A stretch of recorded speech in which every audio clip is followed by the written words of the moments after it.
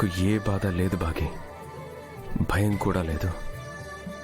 మనసుకు హాయిగా, ప్రశాంతంగా, సంతోషంగా ఉంది.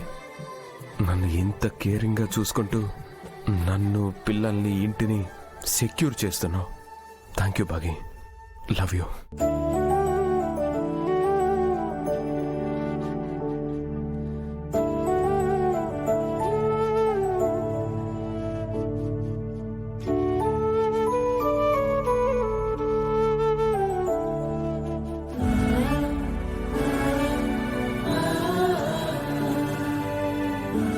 ఆయన నిద్రపోయారు.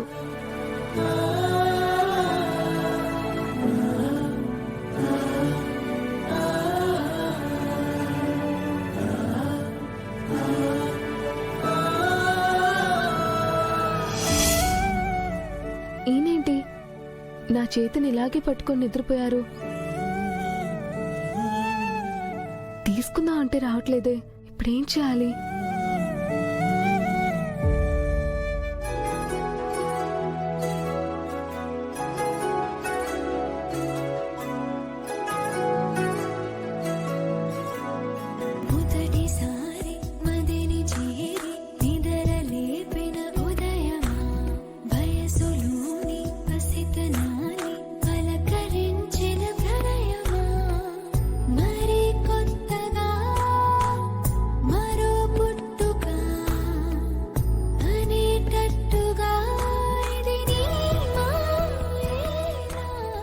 ఆ రోజులు ఎంత బాగుండేవి, మళ్ళీ అలాంటి రోజులు ఎప్పుడు వస్తాయో.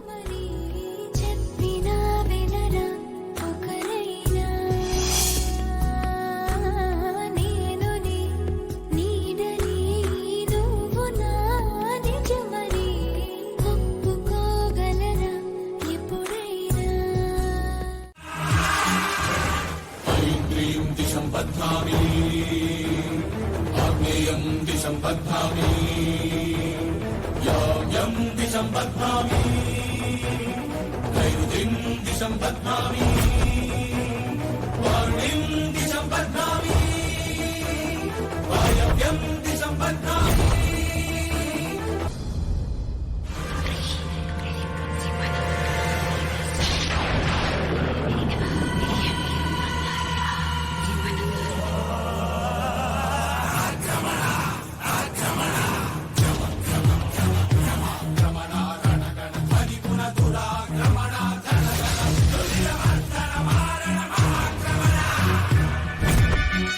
కళ్ళు తెరువు బుజ్జమ్మ.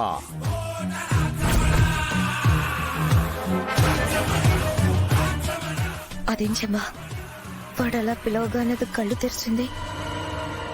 అదే మనోహరి మంత్రశక్తి అంటే.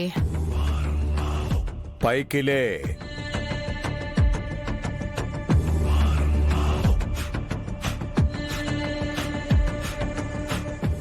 నాతో వస్తావా?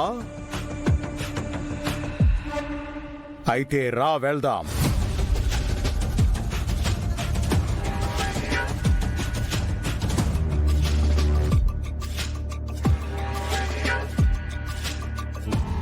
బుజ్జమ్మని అంత ఈజీగా తీసుకొస్తున్నాడేంటి చంబా?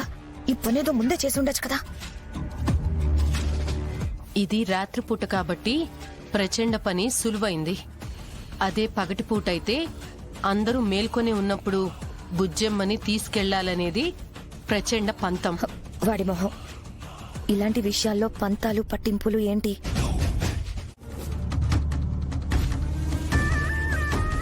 పడుకోండి.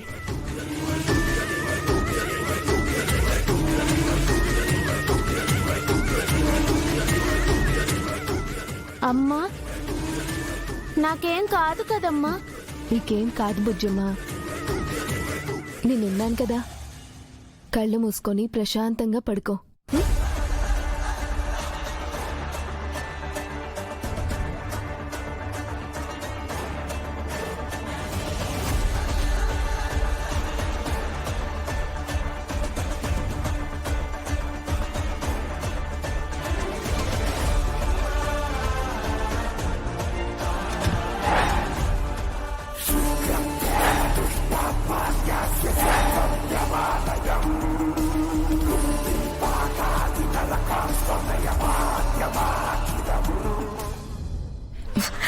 ప్రచండ బుజ్జమ్మని బయటికి తీసుకెళ్లి దాని శక్తులు తీసుకొని చంపేస్తుంటే అమర్ ఫోకస్ అంతా బుజ్జమ్మ మీద ఉండేది. ఆరు చావు గురించి దాని వెనుకున్న నా గురించి ఆలోచించేవాడు కాదు. కూతురు పోయిన బాధలో బాగి కూడా నా మీద కాన్సన్ట్రేట్ చేసేది కాదు. ఛ! అంతా వేస్ట్ అయిపోయించమ్మా. అవును మనోహరి, కానీ కంగారు పడుకో. ప్రచండ తను అనుకున్నది ఖచ్చితంగా చేస్తాడు. పాపం తను బాగానే ప్రయత్నించాడు. ఒక్క నిమిషం బాగి రావటం ఆలస్యమయ్యుంటే తను బుజ్జమ్మతో బయటికి వెళ్ళిపోయి ఉండేవాడు. నిన్ను కూడా బాగి వల్లే ప్లాన్ ఫెయిల్ అయింది. బుజ్జమ్మని కాదు, ప్రచండతో చెప్పి ముందు దాన్ని చంపించేయాలి. అది చేస్తే గాని నేను అనుకున్నది జరగదు.